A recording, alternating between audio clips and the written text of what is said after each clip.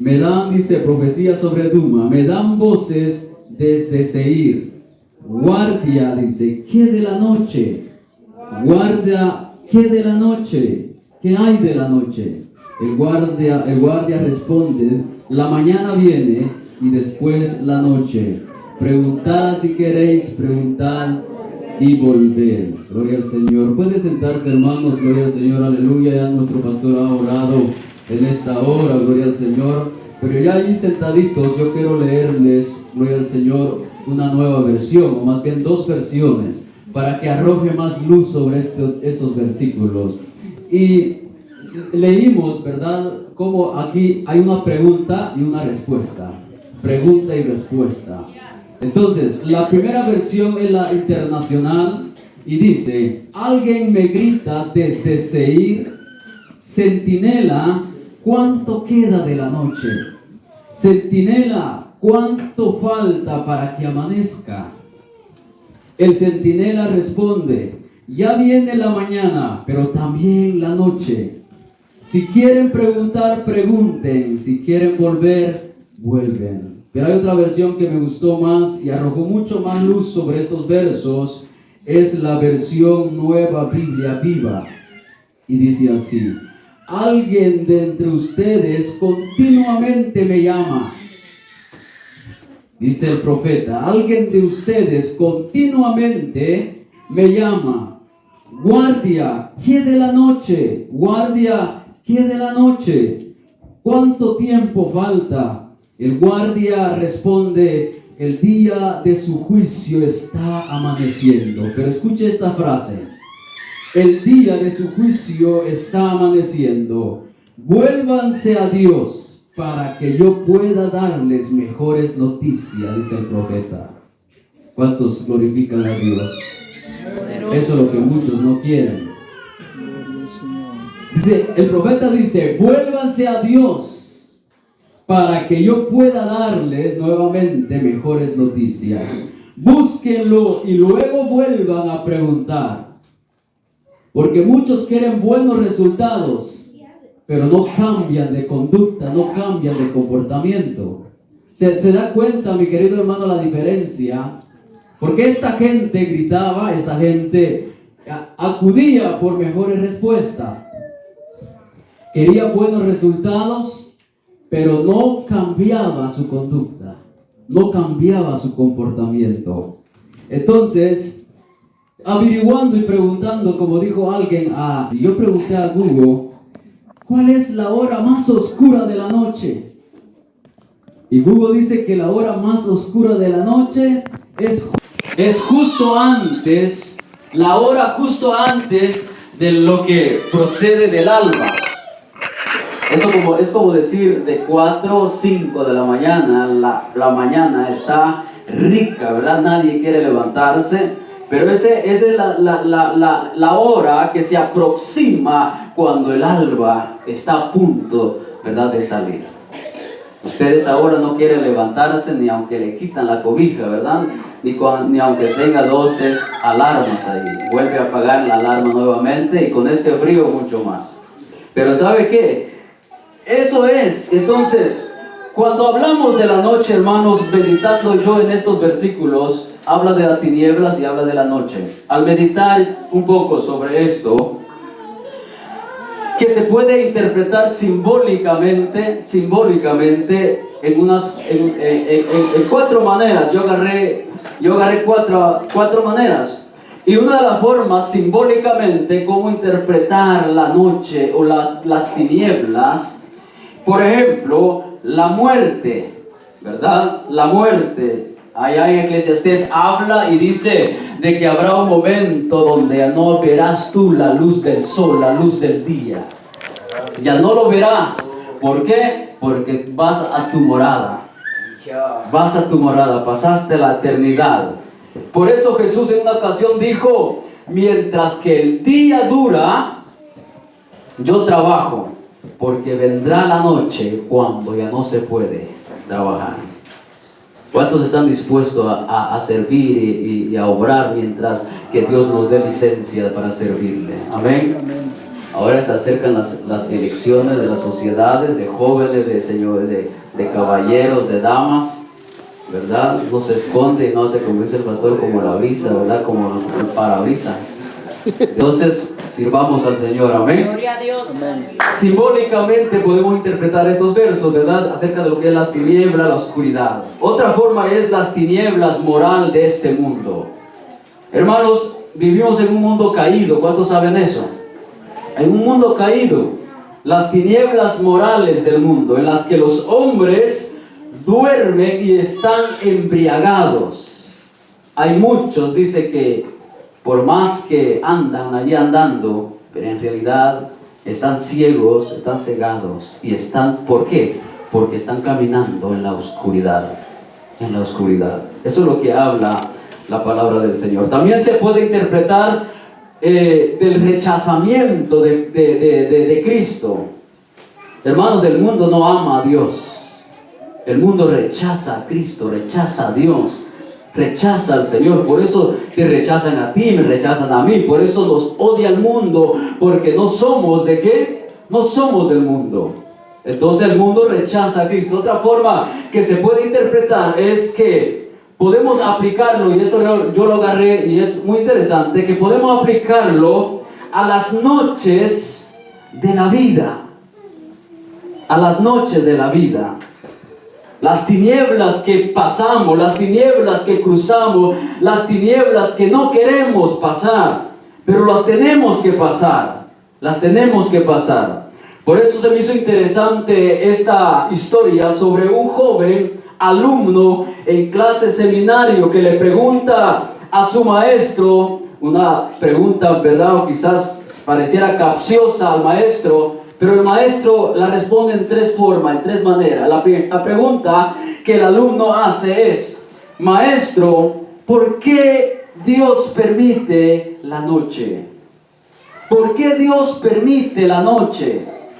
Y luego el alumno le dice al maestro: maestro, me refiero exactamente a la noche del alma, a la noche del alma, a esas cosas que ocurren a veces y oscurecen nuestras vidas, oscurecen nuestro corazón, oscurecen el alma. Y el maestro, meditando en la pregunta, el alumno pensó que el maestro tal vez no sabía, pero mientras meditaba su respuesta fue esta forma.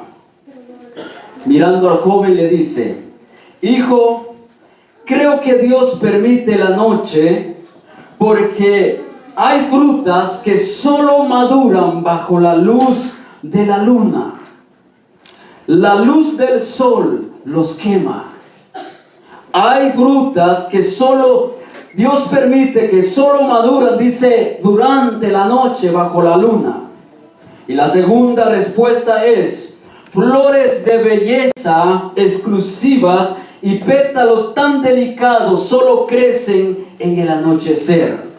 En el anochecer. Y la última fue la respuesta: hay áreas de nuestro carácter.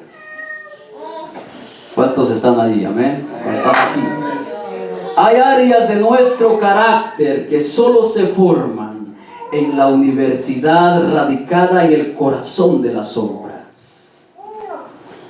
Yo hablábamos sobre eso allí mientras estábamos en la mesa hace unos días. Y hablábamos allí sobre lo que es predicar. Cuando te gradúas, pones tu título allí: graduado en teología. Ya no me llaman hermanito, llámame licenciado. Ya no me llaman hermanito, llámame reverendo. Y el ego empieza a inflarse porque dices: llevo el primer título. O quizás colocas el otro. Y hablábamos allí en la mesa, hablábamos de esto, que una cosa es que tú prediques del amor, una cosa es que tú hables aquí por un título y por información. Es como aquel hijo que vive por tradición. Viene a la iglesia porque papá lo trae. Viene a la iglesia porque así me enseñaron. Pues dice que hay que arrodillarse. Pues dice que hay que ir al ayuno. Pues dice que hay que ir a congregarse. nunca ha tenido un encuentro con Dios. Entonces, pero cuando tú has pasado, como dice este profesor dice, hay áreas de nuestro carácter que solo se forman en la universidad radicada en el corazón de las sombras. Poderoso Dios. Por eso, cuando llegan las luchas y cuando llegan las pruebas, en realidad lo que Dios te está diciendo es, sabes que yo quiero formar tu carácter, porque con la refrigeradora llena, con la nevera llena, no te formas, no formas carácter en mí. Pero cuando yo vacío la cartera, pero cuando yo te dejo sin trabajo, pero cuando yo te pongo esa enfermedad y permito esa enfermedad, tú te formas en mí, valoras lo que yo he hecho por ti, aleluya. Eso es lo que Dios nos dice en momentos difíciles. Pero a veces no entendemos, como aquel padre que en una ocasión miraba a su hijo que lloraba y lloraba. Miraba a su niño que lloraba y lo lleva al médico, lo lleva al doctor. Y mientras estaba allí, lo acuesta en la camilla. El doctor le dice, déjame revisar qué es lo que tiene su niño. Y cuando empieza a revisar lo que tiene el niño, se da cuenta que tiene microbios en los dientes, que necesita limpiarlo, pero que el dolor es fuerte, fuerte. Entonces, mientras que trataba de anestesiarlo, ¿verdad?, de ponerle anestesia y todo, el doctor le dice al padre, el niño no se va a dejar fácil, pero yo te pido que agarres los brazos, las manos del niño para poder llevar a cabo este proceso. Y mientras el niño miraba que su padre se iba sobre él, el niño empezó a llorar y le dice, papi, ¿por qué me haces eso? Papi, ¿por qué no me quieres? ¿Por qué me haces eso? Y el papá, silencio, tomaba el brazo del niño mientras que el doctor trabajaba.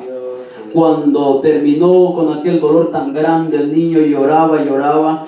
Cuando llegó en casa, le decía siempre, papi, ¿por qué no me ayudaste allá? ¿Por qué permitiste que me hiciesen tanto dolor? ¿Por qué permitiste que me lastimase tanto aquel señor?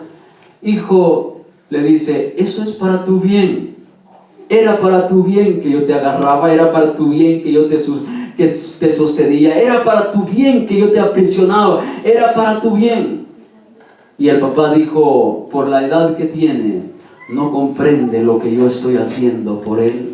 Pero cuando el niño crece y se hace un hombre, entiende, como tú y yo entendemos hoy en día, como papá y mamá cuando nos agarraban, ¿verdad?, y nos metían la medicina, y la medicina a fuerzas, hasta con cuchara, ¿verdad?, allí, para que la medicina cayera algo en el estómago. ¿Sabe por qué? Era para nuestro bien, pero nosotros no entendíamos ese momento. Pero hoy en día damos gracias a papá y mamá, porque un día ellos velaron por nosotros, cuidaron nuestra vida, cuidaron nuestra salud, porque era para nuestro bien. Pero muchas veces nosotros no entendemos el momento cuando Dios nos quiere pasar por ese proceso. Muchas veces no entendemos. Por eso me gustó esta última respuesta que dio este profesor, y dice, hay áreas de nuestro carácter que solo se forman. Algunos le llaman la universidad del desierto. El desierto, las sombras de la noche, que radica del corazón. Hay cosas que Dios quiere arrancar lo más profundo de nosotros, pero no se quita mientras que el carro sigue funcionando bien. Mientras que todo funcione bien, no pasa nada. Pero cuando Dios te lleva y te aísla y te arrincona solo, te das cuenta que todas las cosas provienen de Él y que simplemente somos miserables que ocupamos de Él todos los días. Aleluya. Por eso venimos a darle gracias a Él, porque Él es bueno y para siempre es su misericordia. Y nos damos cuenta, hermanos, que hay cosas en la vida que parecen aguijones. ¿Cuántos han escuchado del aguijón? Hay cosas en la vida que parece aguijón, que por más que tú ayunas no se van. ¿Por qué siempre te sientas solo? ¿Por qué siempre te depresiones? ¿Por qué siempre pasas lo que pasas? Y por más que tú ayunas, por más que tú oras, por más que tú dices, este problema no se quiere ir, y pareciera que es un aguijón ahí siempre. Pareciera que no se va, pareciera que allí está ese problema, esa enfermedad que tú nunca te lo esperaste. ¿Por qué tengo que cargar esta dieta todos los días? Señor, ya sáname. ¿Por qué tengo que tener este problema siempre con mis padres, con mi familia? ¿Por qué tengo que pasar esto siempre? Son como aguijones. Es porque Dios quiere formarnos. Yo quiero llevarlos, hermanos, allá sobre la vida de José rápidamente, pero quiero específicamente darle 2-3 versículos muy maravillosos que están en Génesis capítulo 49. Observa lo que todos sabemos de la historia de José. ¿Cómo fue despreciado de sus hermanos? No hay cosa más fea, hermanos, que tú seas despreciado de tu hermano que está al lado tuyo, o que seas envidiado, que seas celado por alguien que está al lado tuyo. ¿Cuántos nos amamos aquí en esta noche? Amén. Pero observa, después de que José haya sido despreciado, después que José haya pasado lo que haya pasado, después de todo lo que José pasó, observa lo que Jacob le dice a José. 49, Génesis 49, 22. Esto son palabras del patriarca Jacob a sus hijos, a los 12 apóstoles. Usted lea este capítulo, hermano, está maravilloso. Mira cómo Jacob descifra a sus hijos. Génesis capítulo 49, versículos 22, versículo 22, ahí mismo. Dice, ¿cómo dice Jacob? Rama fructífera es José, rama fructífera junto a ¿qué? A una fuente. Mire hermano, si usted leyó conmigo, si usted escuchó, Jacob le dice, José es rama fructífero. ¿Cuántos quieren ser fructíferos en lo que hacen? Porque hay ramas que no llevan fruto. Hay ramas que no dan nada, pero sí dan hojas, pero no dan frutos. Por eso Jesús no dijo, los conocerán por sus dones, los conocerán por sus talentos.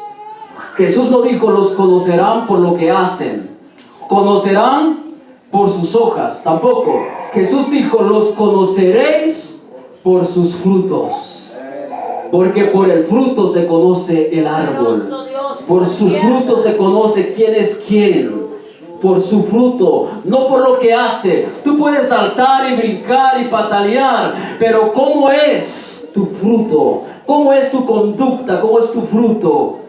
Eso va mucho más allá que ilusión. Eso va mucho más allá que apariencia. Eso va mucho más allá. Porque el fingir es fácil. Lo fingido se mira y se siente, hermanos. Por eso, ¿cuántos les gusta lo natural? Yo siempre digo, Señor, ayúdanos a que ni en el púlpito cambiar de voz. Porque yo digo, yo soy chapín, 100% chapín, Dios me tiene aquí. Y muchas veces se nos escapan, ¿verdad?, palabras a lo chapín. Aunque se nos pega a veces de lo México a veces. Pero hermanos, nos gozamos por lo que somos. Porque predicamos, amén, con humildad. Predicamos a un Cristo que dijo, aprended de mí, que soy manso y humilde de corazón. A eso seguimos. José dice que es rama fructífera. Y usted si va a ver este versículo conmigo, mire lo que dice. Rama fructífera junto a una fuente, cuyos vástagos, Jacob dice, cuyas ramas, dice, cuyos vástagos se extienden ¿dónde? Sobre el muro. No dice se topa contra el muro. No dice tuvo el problema y chocó con el problema y tiró la toalla. Dice que las ramas chocan con el muro y luego ¿qué es lo que hacen? Suban sobre el muro. Por eso dice, José es fructífero que cuando tiene problemas, dice, se extienda sobre el muro. Entonces luego dice el verso 23, le causaron amargura, le asediaron, le aborrecieron los arqueros. Verso 24, pero ¿cómo se mantuvo José? Mas su arco se mantuvo poderoso y los brazos de su mano se fortalecieron por las manos ¿de quién? Del fuerte de Jacob, aleluya. ¿Cuántos tienen ese Dios? Aleluya. El fuerte de Jacob, pero dice entre paréntesis, por el nombre del pastor, la roca de Israel. Gloria al Señor, aleluya. Hermanos, aquí yo creo que desde niño leemos la historia de José. Sabemos de memoria la historia de José, tirado en un calabozo, tirado en un hoyo, en un cubo solito, despreciado por sus hermanos, saliendo de allí es vendido, esclavo en Egipto, pero se mantuvo firme y no tenía Biblia, se mantuvo firme y no tenía ley. Aún no se había dado la ley de Moisés. Se mantuvo firme estando allá. ¿Por qué? Porque temía a Jehová, Dios de los ejércitos. La Biblia dice: el principio de la sabiduría es el temor a Jehová. No dice títulos, no dice información, dice el principio de la sabiduría. ¿Cuál es? El temor a Jehová. Cuando yo empiezo a temer a Dios, yo estoy entendiendo la sabiduría. Cuando yo empiezo a temer a Dios, estoy comprendiendo qué es tener sabiduría. Porque yo puedo tener lo que tener, vestirme como vestirme, aparentar lo que puedo hacer, pero si no temo a Dios, yo soy un falto de entendimiento. Por eso el principio es el fundamento. ¿Sabe qué, mi hijo? Lo que dice Proverbios. El principio, el fundamento de todo es el temor a Jehová. Cuán maravilloso ver a un hombre temeroso de Dios. Cuán hermoso ver a una mujer temerosa de Dios, aleluya. Que aunque papá, aunque mamá no quieren, yo voy a Canaán. Que aunque mi familia no quiere ir, aunque hermanos no quieren ir, yo voy rumbo a Canaán, porque Cristo ha prometido estar con nosotros, aleluya. Eso es determinarse, temer a Dios. Entonces dice que José se extiende sobre el muro. Y sí lo hizo, porque su vida, hermanos, nos dice a dónde llegó José. A José se le compara muchas veces como un tipo de Cristo. ¿Sabe por qué? Despreciado por sus hermanos, vendido por sus hermanos. ¿Sabe qué otra cosa? Llega a una tierra, ¿verdad?, extraña, pero ¿sabe qué? Allá encuentra esposa. Allá el faraón le entrega una esposa. Ahora yo le pregunto a usted, ¿cuál es la esposa que se prepara para Cristo? ¿Cuál es la esposa que se prepara para Cristo? La iglesia. ¿La iglesia es descendencia israelita? No. ¿La iglesia es del pueblo hebreo? No. Es un pueblo gentil. Tú y yo somos gentiles que no permanecemos a la descendencia israelita. Pero ¿sabe qué? Él está preparando la esposa, está preparando la iglesia para presentarla delante del Rey de Reyes y Señor de Señores. Entonces, por eso se compara a José como un tipo de Cristo. Porque tomó esposa, no es de su tierra, sino que de un pueblo gentil. Ese somos nosotros, mi querido hermano. ¿Cuántos dan gracias a Cristo por eso? Los misterios de Dios, la grandeza del Señor, aleluya. Entonces, estos mismos versos me llevan, mi mente me llevaba a Salmo 23. Jehová es mi pastor, nada me faltará. En lugares de delicados pastos me hace descansar, me hace reposar. Junto a agua de reposo me pastorea.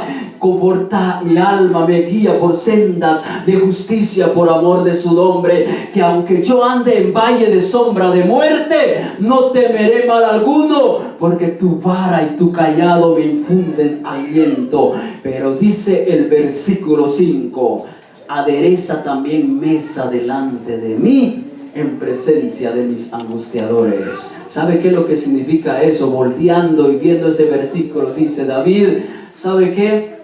Los que mi mal desean, Dios dice, Dios prepara una mesa, me pone un banquete, y delante de ellos Dios me sienta, y luego empiezo yo a disfrutar la mesa, lo que Dios ha preparado para mí. ¿Sabe por qué? Porque los que están en el Señor siempre, tienes que pasar tu proceso, tienes que pasar tu lucha y tu prueba, pero si permaneces fiel a Dios, Dios es fiel y justo para darte victoria. Das victoria porque Él es justo, aleluya. Él es un Dios que no miente, hermanos. Él es un Dios que no se equivoca. Él es un Dios fiel y justo. Él no dará por inocente al culpable, dice la palabra del Señor. Por eso dice David: aderezas mesa delante de mí en presencia de mis angustiadores. Abre allí mismo Isaías capítulo 21, donde leímos, por favor, Isaías 21:11. El profeta dice: me dan voces desde Seir. Me dan voces. Seir significa silencio. Seir significa desde la tormenta. Seir también significa velludo. Pero ¿sabe por qué? Porque dice profecía contra Duma. Duma es una palabra simbólica, y a mí me gusta mucho cuando habla mucho de la alegoría, lo simbólico, los tipos de la palabra de Dios. Y Duma quiere decir Esaú. Esaú, ¿qué era? Velludo. Entonces, y como donde estaba la descendencia de Esaú es una tierra rígida, seca, es una montaña rocosa, entonces desde allá escucha el profeta voces, desde el silencio, desde el tormento, y él escucha que le gritan y le dicen: guardia, ¿cuánto tiempo hemos pasado de la noche? ¿Cuánto tiempo queda aún de la noche? Yo no sé si usted en su dolor, yo no sé si usted en su angustia, en su soledad, le ha gritado al Señor así: ¿cuánto queda de la noche? ¿Cuánto queda el tiempo para que pase? ¿Cuánto tiempo queda para que amanezca? ¿Cuánto tiempo resta aún? Por eso el profeta aquí nos da una pregunta y una respuesta. Desde el tormento, desde el silencio. Hay una letra por ahí de una alabanza, de una canción que dice: el sonido del silencio que nadie quiere escuchar. Y yo canto, a mí me gusta cantar ese canto que dice, que habla, ¿verdad?, acerca: quiero escuchar tu dulce voz, ¿verdad? Cuando dice: y no podría estar ante ti, escuchándote hablar, sin llorar como un niño.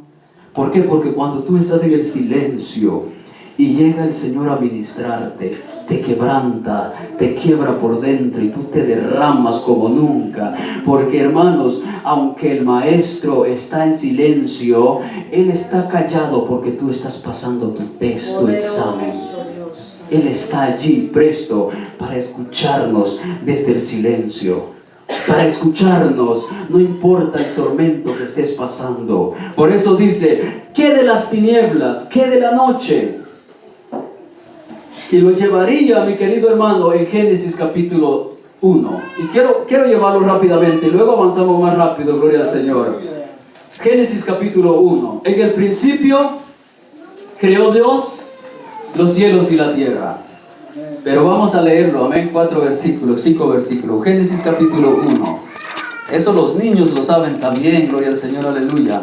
Pero mira lo que dice Génesis capítulo 1, versículo 1 al 5. Y aquí vamos a aprender algo maravilloso, hermanos. Mira lo que dice Génesis capítulo 1. Dice: en el principio, no hay tiempo, principio, creó Dios los cielos y la tierra.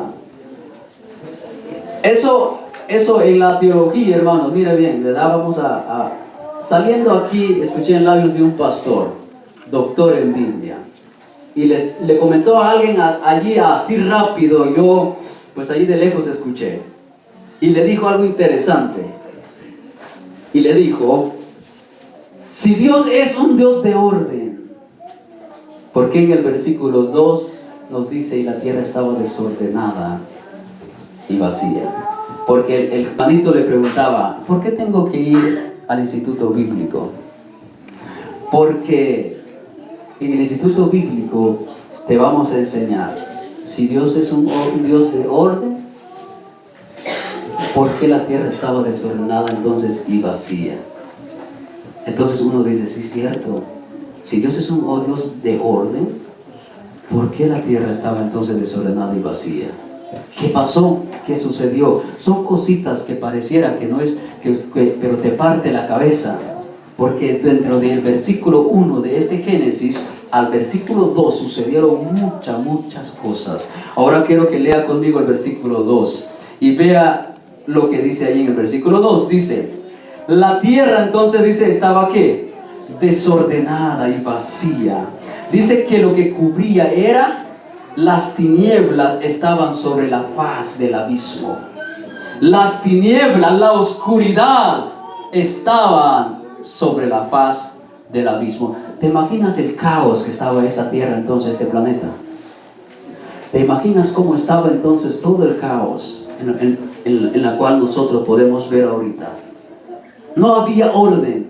Entonces dice, pero el Espíritu de Dios, ¿qué pasaba? Ya se movía, dice, sobre la faz. Yo buscando en otra versión dice que estaba hecho pedazos y no tenía forma. Pero dice que el Espíritu de Dios estaba sobre todo. Ya estaba allí. Entonces, en el versículo 3 dice, yo creo que nota el verso 3, ¿qué es lo que dice? Dice, y dijo Dios, sea la luz. En otras palabras, vamos a poner en orden esto porque está en caos. Sea la luz, y fue la luz. Pero dice en el verso 4, ¿qué es lo que dice? Vio Dios que la luz era buena. ¿Qué es lo que Dios hizo con la luz? Separó la luz de las tinieblas. No dijo que Dios separó las tinieblas. Dice que Dios separó la luz de las tinieblas. Jesús dice, vosotros sois la luz del mundo. Jesús dice, yo soy la luz del mundo. Pero cuando Jesús llega a la sal, no dice, yo soy la sal de la tierra. Cuando Jesús llega a la sal, dice, vosotros sois la sal de la tierra. Porque los que son iluminares en este mundo, en este tiempo, en este momento, somos tú y yo la iglesia. Somos tú y yo el que brillamos este mundo de tinieblas. Por eso dice aquí, vio Dios que la luz era buena y separó Dios la luz de las tinieblas. Y dice en el versículo 5, llamó Dios a la luz día y a las tinieblas llamó noche. Y dice, y cierra este versículo, y fue la tarde y la mañana un día. Aquí hay un reloj. Y fue la tarde y fue la mañana un día. En otras palabras, hubo una noche y luego hubo un día y aquí está el día. Aquí está el día. Atentos en esto, gloria al Señor. Esto lo aprendí hace poco, pero me gustó tanto porque dice, nosotros tenemos un reloj diferente, la cual llevamos el tiempo. En el hebreo, los hebreos, su día empezaba, ahorita estamos 6:45, 6:40. Los hebreos empezaba su día a las 6 de la tarde. Terminaba a las 6 de la tarde del siguiente día. Se dividía en dos partes, 12 y 12, ¿verdad? Terminaba. ¿Cuántos están claros ya? ¿Eh? Empezaba su día a las 6 de la tarde y terminaba su día a las 6 del siguiente día. En otras palabras, de atardecer a atardecer del siguiente día terminaba su día de los hebreos. Reloj babilónico. Reloj babilónico. Empezaba a las 6 de la mañana y terminaba a las 6 de la mañana del siguiente día. Nuestro reloj de nosotros, nuestra hora de nosotros, nuestro día, ¿a qué hora empieza el día de nosotros? A medianoche, a las 12. 12, un minuto y ya va a ser lunes. Y si estamos aquí todavía, vamos a estar aquí, ya es lunes, ¿verdad? Entonces, nuestro reloj empieza de 12 a medianoche, a 12 de la medianoche, del siguiente día. Vamos a repetir rápidamente. Entonces, para los judíos, para los hebreos, empieza ¿a qué? De 6 de la tarde a 6 de la tarde, de tarde a tarde. 6 de la tarde. Para los babilónicos, hermano, ¿por qué dice eso?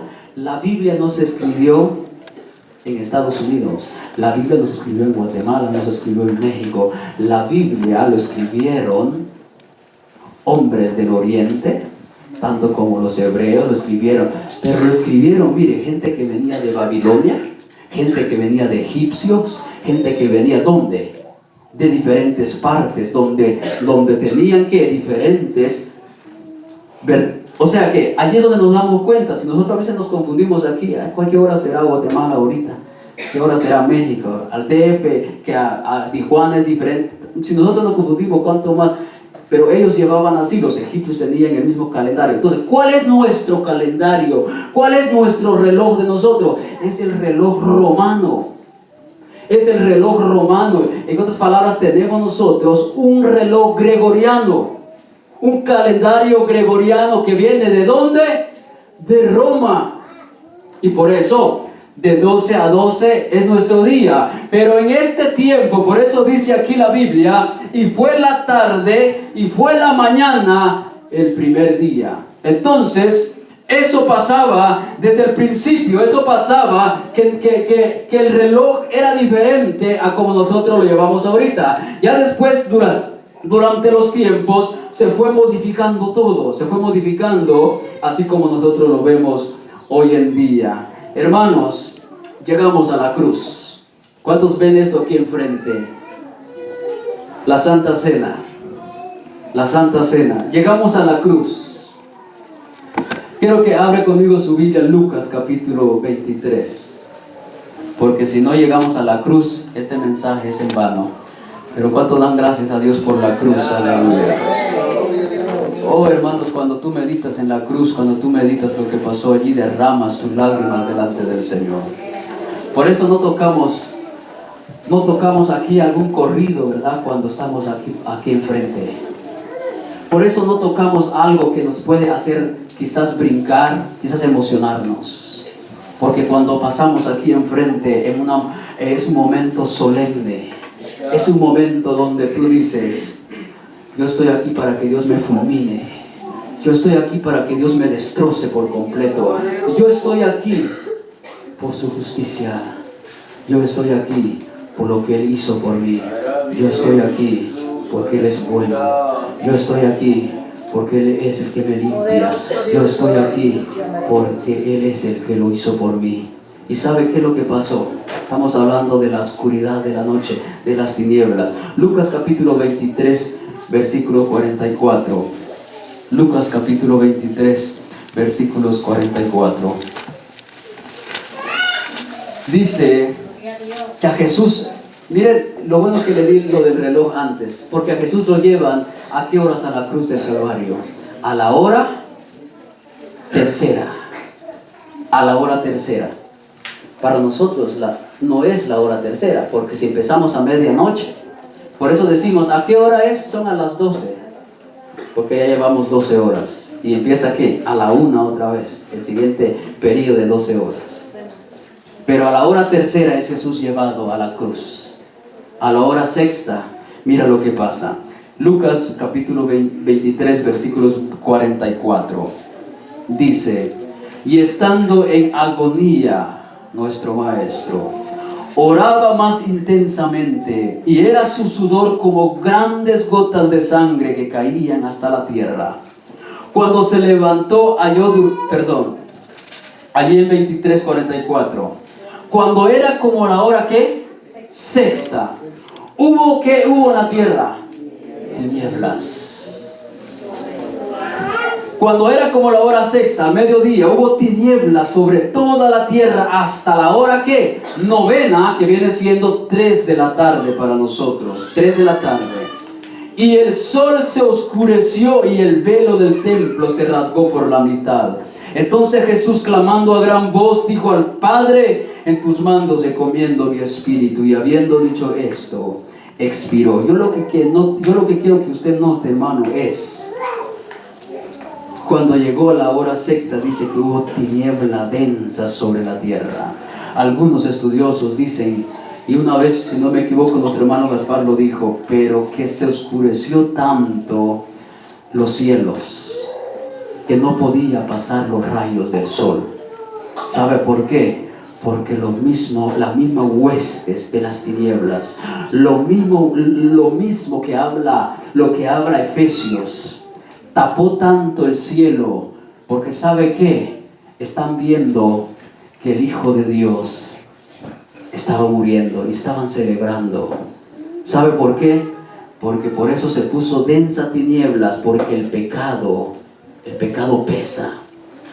El pecado duele. El pecado mata, el pecado destruye, el pecado te lleva al infierno. No hay otra cosa que no te lleva al infierno. El pecado es el que te lleva al infierno. El pecado es el que te aleja también de Él.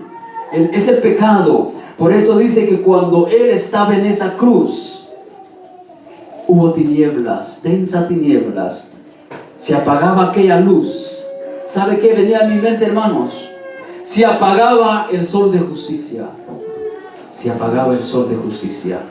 Hace más de 2000 años atrás, un poquito más de 2000 años, se apagó aquella estrella, se apagó aquella luz, se escondió delante de los hombres. ¿Sabe cuánto tiempo ha pasado? 2000 años, poquito más de 2000 años ha pasado. ¿Y cuántos lo esperan en su aparición?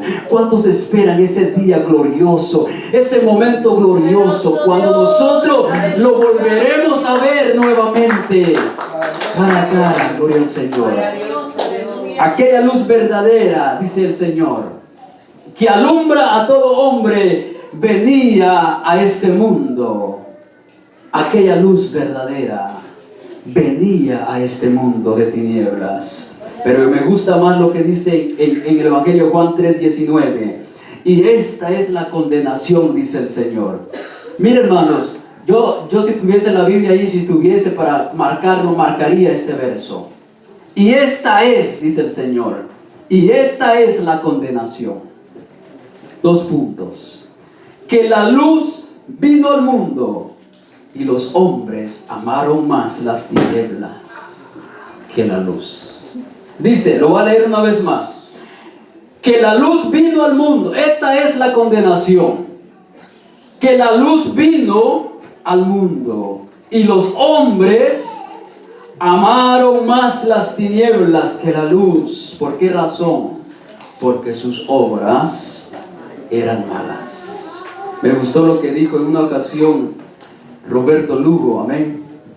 Dice él: no es extraño que los niños tengan miedo a la oscuridad. No es extraño que los niños tengan miedo a la oscuridad. Pero sí es extraño y raro que los hombres tengan miedo a la luz. Que los hombres tengan miedo a la luz. ¿Sabe qué, mi hermano? Cuando el hombre se está portando mal, se le nota en el rostro. Y si se pudiera sentar en la última banca, ya casi para salir, se sentaría allí. Y no te estoy juzgando en esta tarde, en esta hora. No te estoy criticando, porque yo también una, 2 veces, 3 veces me he sentado así. Hoy, cuando tú te portas mal, sabes que pareciera que todo el mundo lo sabe. Y hay algo que te acusa cada momento, es la culpabilidad. La culpa te dice: si supiesen los hermanos lo que estás haciendo, si supiese tu familia lo que has hecho, si supiese la iglesia cómo te comportas, ay, así todavía pasas a la Santa Cena. Y todavía así te colas allí, te metes allí. Si supiese la iglesia, si supiese el pastor. Por eso dice: no es extraño que los niños tengan miedo a la oscuridad, pero sí es extraño y raro que hermanos de viejos tenemos miedo a la luz. ¿Por qué? Porque nuestras obras son malas. Le hacemos daño a nuestro jefe, nos robamos lo que no es nuestro quizás en el trabajo, te robas quizás lo que no es tuyo, criticas a tu hermano tras sus espaldas, hablas de tu hermano y luego lo miras en la cara. ¿Envidias todavía a tu hermano? ¿Celas todavía a tu hermano? Alguien me comentaba de otra iglesia, había un hermanito que hablaba mucho del amor.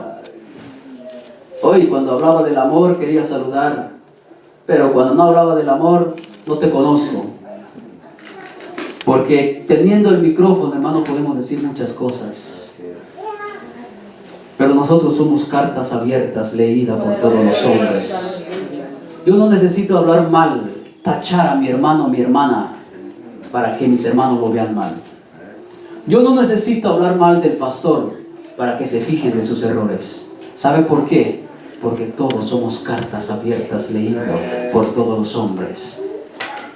Alguien expresaba así en una ocasión: conocemos de qué pata cojea, ¿verdad? Uno sabe cuál es su flaqueza. ¿Cuál es su flaqueza? A veces dice que cuando nos pegan en nuestro ego, es cuando nos torcemos. Hoy el Señor dice: ese lugar que tú te tuerces, ese es el lugar que necesitas corregir. Cuando tú no quieres ver prosperar a tu hermano que está al lado tuyo. Si pues nos examinásemos, dice Corintios, dice el apóstol Pablo, si pues nos examinásemos cada uno de nosotros. Yo siempre he dicho al Señor: Señor, dame un mensaje allí en esos versos. Si pues nos examinásemos a nosotros mismos, no seríamos juzgados por el Señor. Pero como no nos examinamos y como nos justificamos, Dios entiende. Dios sabe que soy joven. Dios sabe que soy joven, soy señorita todavía. Cuando me case, y me doy cuenta que se casen y tampoco quieren buscar a Dios. Ese de ir a la iglesia es para los que ya están casados. Se casen y con 5 hijos menos van a la iglesia. ¿Sabe por qué? Porque nunca es el momento. Alguien me decía: yo no estaba listo para empezar a predicar, pero ¿sabe qué? Nunca hay un momento para empezar. Pastor se acercaba y te decía: predica hoy. Y yo temblando digo: está bien, está bien. Nunca dije yo: espere, pastor, que me gradúe. Espere, pastor, que me saque mi primer añito. Espere, pastor, por lo menos que cumpla 10 años de congregarme en su iglesia o de llegar en la iglesia. Nunca hay un momento. Por eso el que está esperando el tiempo indicado, el momento indicado, nunca llega ese momento. Empieza con lo que tú tienes a tu alcance. Cuando tú emprendas un negocio, no dices: cuando tengo equipada la troca, cuando tengo esto, cuando tengo aquello, cuando tengo mis herramientas de marca, empiezo mi negocio. Nunca vas a empezar tu negocio. Pero cuando tú empiezas a arrastrar tu escobita allí, cuando tú empiezas a arrastrar con lo que tienes, tú empiezas a crecer. A crecer. Y después le das gracias al Señor porque dice: ¿cómo es que Dios me ha bendecido con tanto? Sí, porque uno tras otro Dios está empezando a bendecir. Uno tras otro Dios empieza a hacerlo. Pero Dios quiere. Por eso Dios no busca fuertes. Por eso dice el verso, ¿verdad? Esfuérzate y sé valiente. Mira que te mando que te esfuerces. No dice: mira que si eres fuerte, si eres alto. No, Dios dice: solo ocupo que seas valiente. Eso es lo que ocupo, que seas valiente, que seas determinado. No importa lo que digan los demás. Mi maestro en una ocasión me dijo a mí: por más bonito que tú predicas, por más lo que tú haces, habrá 2 que no les vas a caer bien ni porque les vas a regalar regalos. Entonces yo le digo al Señor: yo quiero tratar, pero ¿sabe qué? No esperes. No esperes el momento. No esperes cambiar hasta que yo haga esto. Este es el día aceptable, dice la Biblia. Este es el día de salvación. No mañana, no pasado. Este es el día aceptable. Este es el día de salvación. Por eso aquí dice que esta es la condenación, que la luz vino a este mundo. Y como este mundo es de tinieblas, venía aquella luz. Venía la luz del mundo. La luz del mundo. Por eso Jesús es la luz del mundo. Y nosotros somos también luminares, luz del mundo. Amén. Somos luz del mundo. Usted no es luz en su trabajo. Usted no es luz en su negocio. Me comentaba alguien, yo creo que no está ahora, es un hermano de otra iglesia, pero me comentaba: yo cuando hago un estimado, dice, le pido a Dios que me ayude porque si no, salgo estafando. Ya sea que le cobro mucho y luego la conciencia no me deja tranquilo. Y yo le digo, pues esa es su lucha que tiene que pedir al Señor. La conciencia no me deja si hago daño, si hago mal. Y yo digo, pues allí está. Entonces, ¿por qué? Porque tú eres luz. Y cuando tú cruzas territorio en las tinieblas, sabes perfectamente lo que está pasando. Sabes lo que está pasando. Hermanos, vamos cerrando. Quiero llevarlo en Romanos capítulo 13. Romanos capítulo 13. ¿Cuántos han leído el libro de los Romanos? Libro a los Romanos. Si usted lee el capítulo 13, porque en el capítulo 12 terminan los dones, pero en el capítulo 13 empieza lo que es sobre la ley moral, sobre lo moral.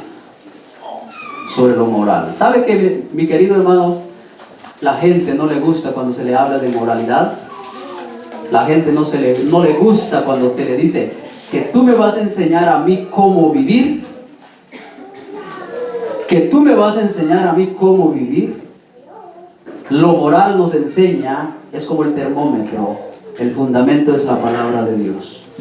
Y lo moral nos dice cómo hay que vivir.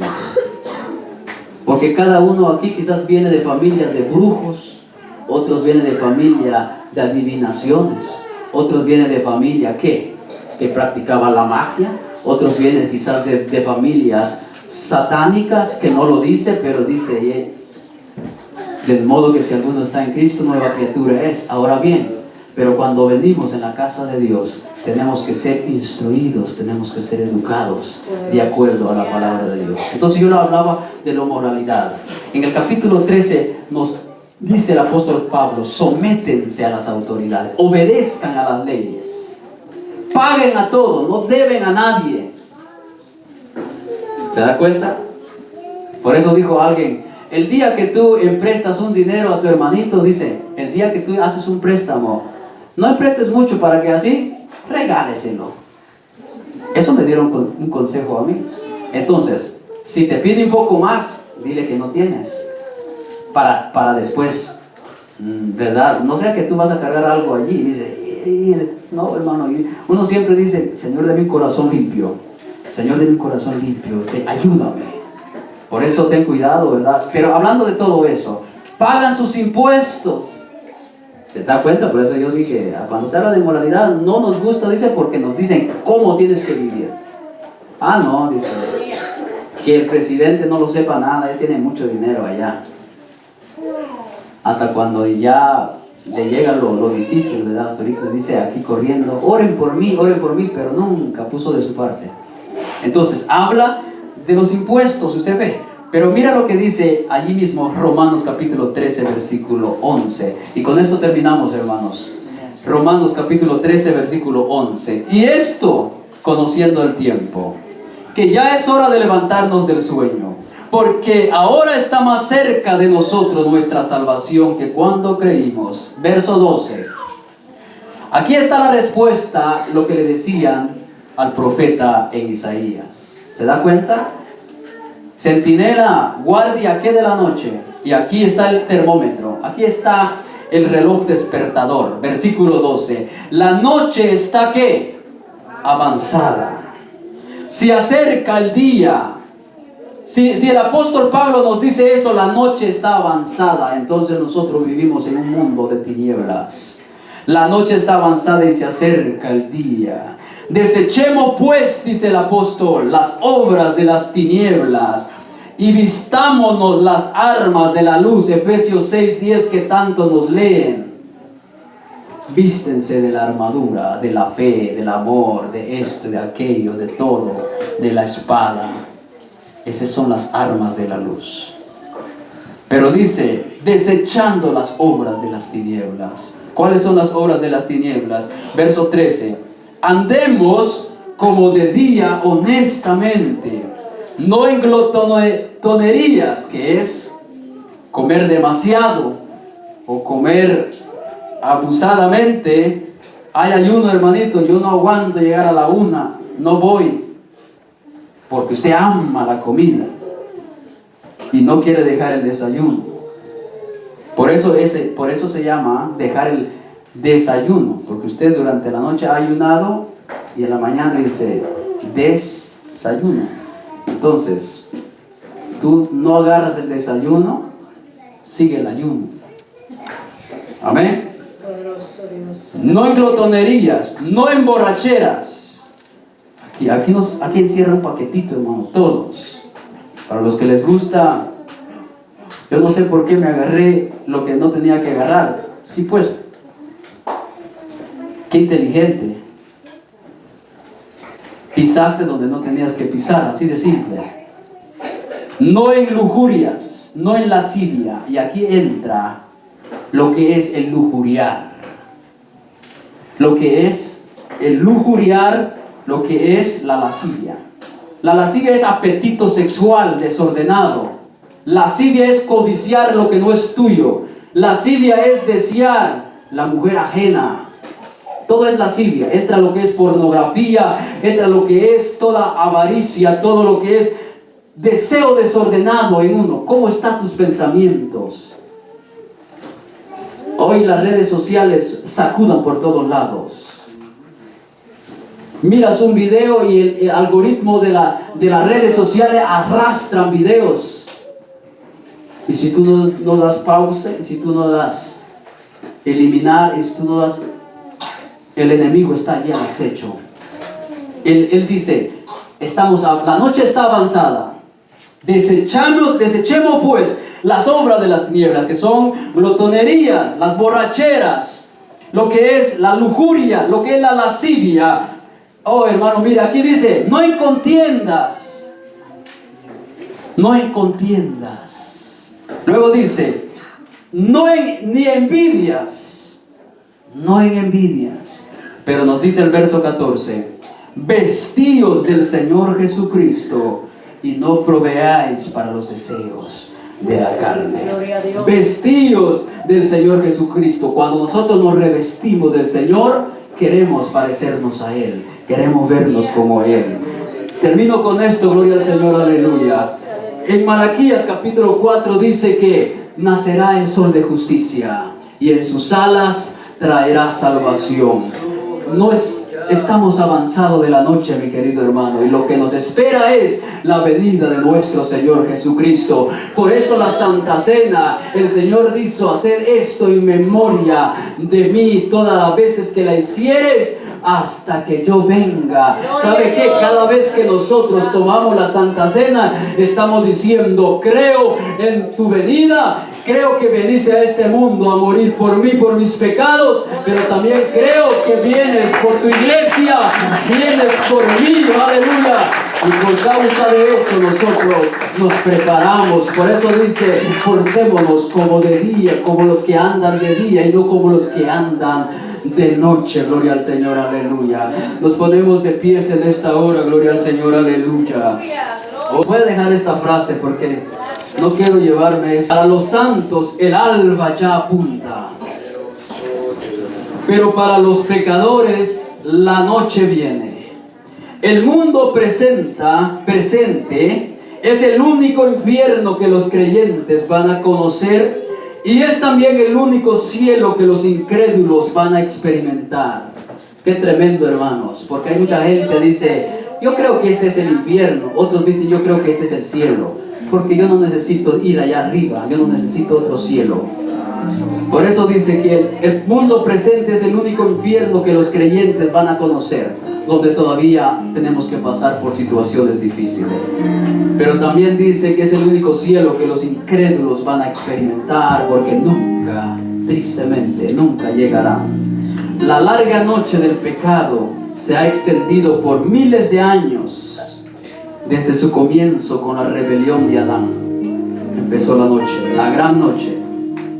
Pero la estrella de la mañana, la estrella resplandeciente, pronto se levantará y vendrá el sol de justicia, y con sus alas y en sus alas traerá salvación.